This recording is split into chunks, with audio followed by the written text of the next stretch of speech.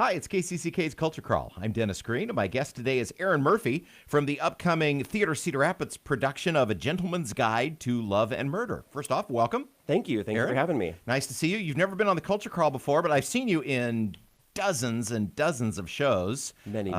Many shows. So tell me just a little bit about, but I don't know. Are you... did you grow up around here? Are you a transplant? Yeah. Or? So I grew up on a small farm north of here in Vinton, and then studied theater in undergrad, and then spent 10 years in Twin Cities in New York City. Moved back here in 2011, and I own an interior design company in Cedar Rapids with my husband, who owns a hair salon. So I just do theater for fun. But you do a lot of theater. I do a right? lot of theater. It's my like pleasure source. And as someone who owns their own business, who's kind of working all the time. Yeah, my boss is pretty lenient though. I mean, he's always telling me to enjoy myself and take time for the self-care, and theater is my self-care. And the show is Gentleman's Guide to Love and Murder. And before we got started, I was telling you that I have not seen the show. My wife and son saw it on Broadway and just came home just knocked out by it and tried desperately to explain it to me. And, of course, I just have the vaguest notion of what the show is, except what it is spectacularly funny, and It's got great music. And so as much as you're able, let's start with, give me the elevator synopsis of the story, and we'll kind of go from there. So it's a contemporary musical theater. The music style is operetta, so sort of a Gilbert and Sullivan, Pirates of Penzance feel to the music. So most everything's sung. Yes, but there is quite a bit of wonderful story. In fact, I think it's a very strong book. And it centers around Monty Navarro, who finds out that he is a long-lost, cast-aside member of the Dysquith family, who have a big mansion and castle, and they own lots and lots of property and money. And there are 8 members of this Dysquith family who stand before him in the line of succession. And the minor spoiler here is that, but I think minor. It's in the title. You think, yeah. The minor spoil. Yeah, there is love and murder, but now this is be a good time to reveal who your character. Are. So I play the Dysquith family, all 8 members of them. Yeah, so they are mostly cousins. I play elderly, I play young, I play middle age, I play men and women, and they all have these very varied personalities.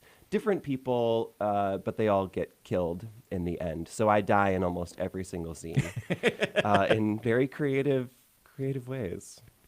So this is one of the, you said, operetta is kind of the main structure, but of course also, it's going to have a lot in common with farce, because there's got to be a lot of in and out, fast costume changes, slamming doors. Yeah, there's a bit of noises off quality to it, some black comedy as well. So just different and fun.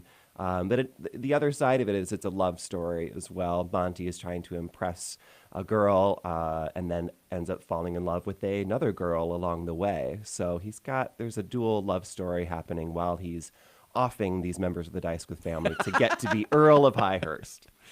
The cast, as musicals go, is fairly small. Quite small, yeah. We've got 6 members in the ensemble who all wear different hats. So they play different characters throughout the show. Not counting Aaron's multiple personality disorder, of course.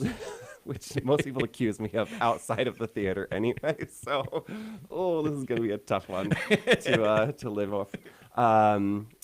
Yeah, and then we've got Monty, who's played by Mick Evans, Sabella, played by Jordan Arnold, and Phoebe Dysquith, who's played by Aaron Lauer. So it's a pretty tight cast, and there are 6-part harmonies throughout a lot of the music.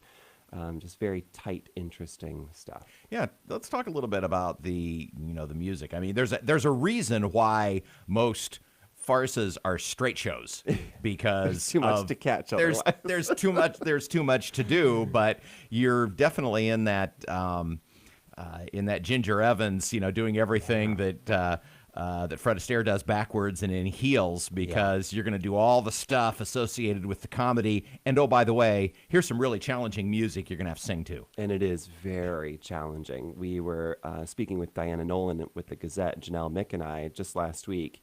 And Janelle is saying, this is some of the toughest music that you can do in contemporary musical theater because it still has to have that old sort of gramophone style to it where you're singing classically, but with this very interesting story behind it. And there are so many words. I really do not envy Mick as the lead of Monty. There's just so much music and words that he has to learn, and it's extremely difficult. Talking with Aaron about A Gentleman's Guide to Love and Murder coming up at Theatre Cedar Rapids, and you are opening on the 7th of February? 7th of February. We run 3 weeks. And it is kind of a short run by Theatre Cedar Rapids standards. It is. Our winter musicals, we tend to condense a bit. And I was actually on the site getting tickets the other day, and good seats are going fast. Yeah, get them early. So obviously this just sounds like it's a blast, but also really hard. Do you have right now, and I know it's a little bit like picking your favorite kid, but do you have a favorite moment in the show or a favorite song right at the moment? So, what sticks out? I do. I have two favorite characters. One is Henry Dicewith, who is the most like me. He's just sort of an innocent little gay man living in a fantasy world, and I really enjoy playing this character. He's got a great song called Better With a Man that he sings as a duet with Monty. Really great, fun stuff happening in that. And then my other favorite role is Lady Hyacinth.